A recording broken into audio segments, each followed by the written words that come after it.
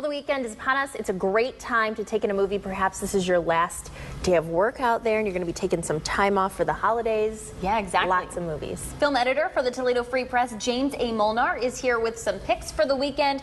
First movie on tap, Anchorman 2. Yeah, there's a lot of movies, including period pieces like Anchorman 2.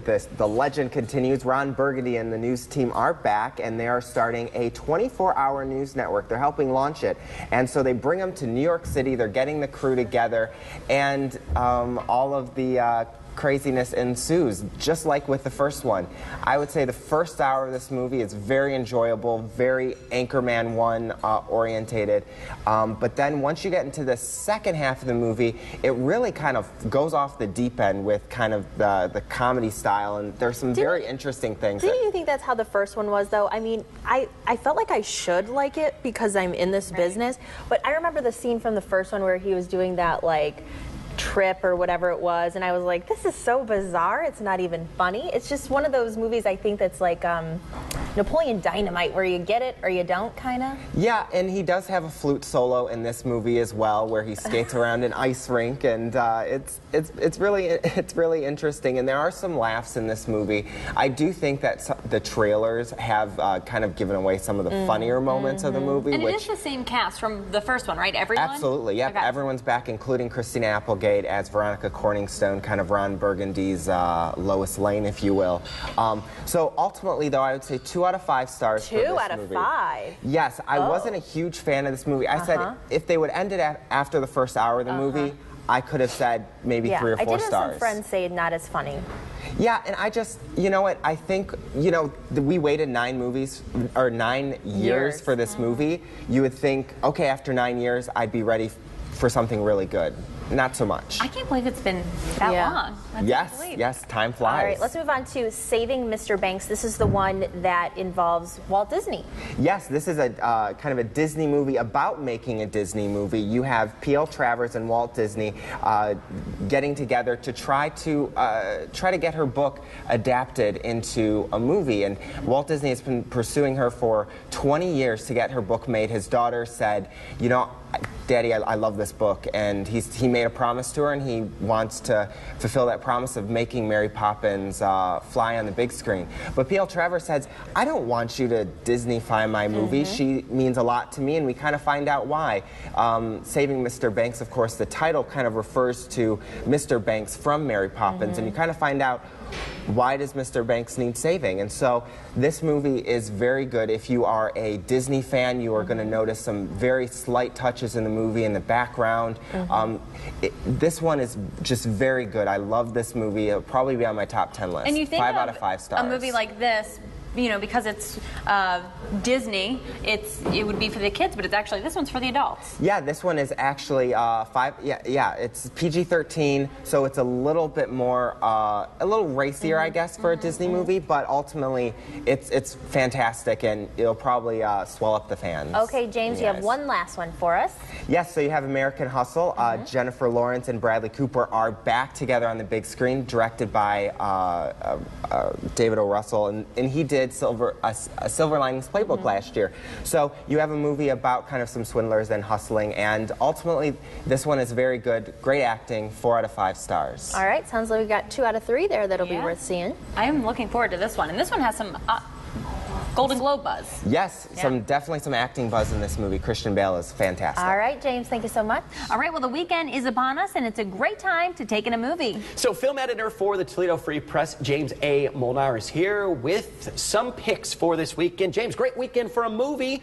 Yes. Do we have good movies this weekend? We do, and we're kind of going back in time for movies. We have kind of a look at the 60s, 70s, and 80s, and first we can kind of start with 1980. It's Anchorman 2, The Legend Continues.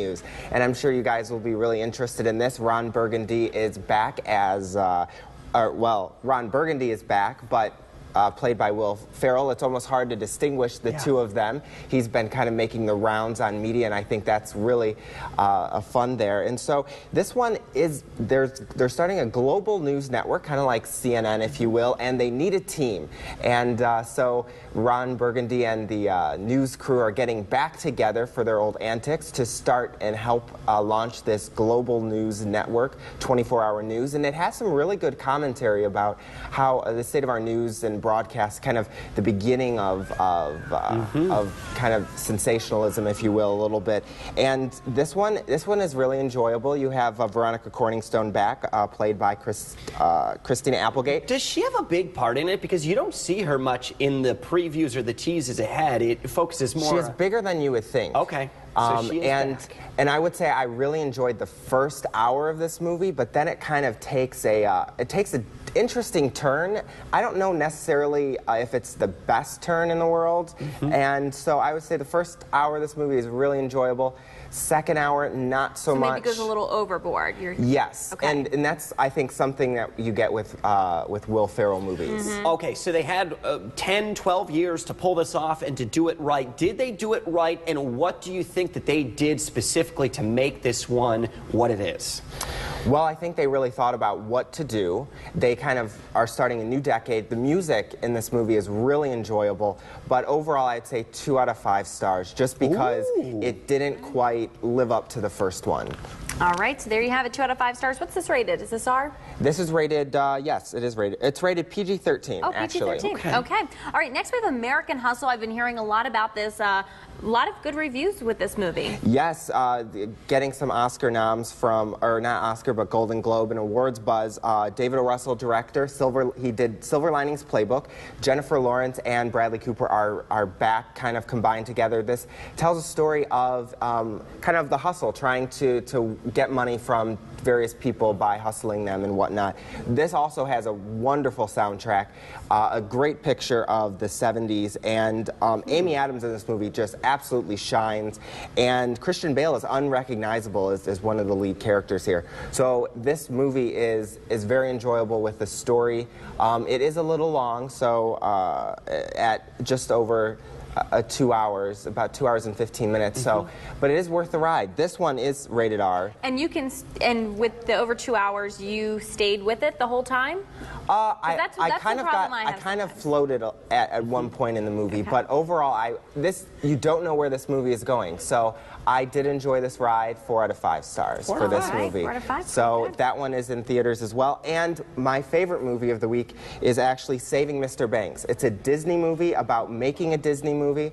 It's the story of Walt Disney and P.L. Travers working out film rights for Mary Poppins. P.L. Travers didn't want Walt Disney to kind of Disneyfy her beloved character, and so it took him over 2 decades to kind of win her over, and this movie kind of tells you how Mary Poppins got made.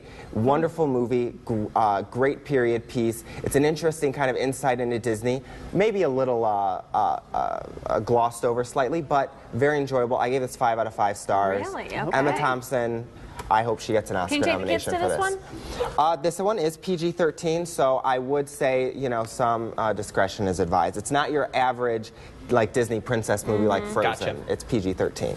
Okay. So there you go. Saving Mr. Banks, 5 out of 5. That one looks like it tops the charts in your list for this upcoming weekend. Sure. All right, James, take care. Have a great holiday, too. You too, guys.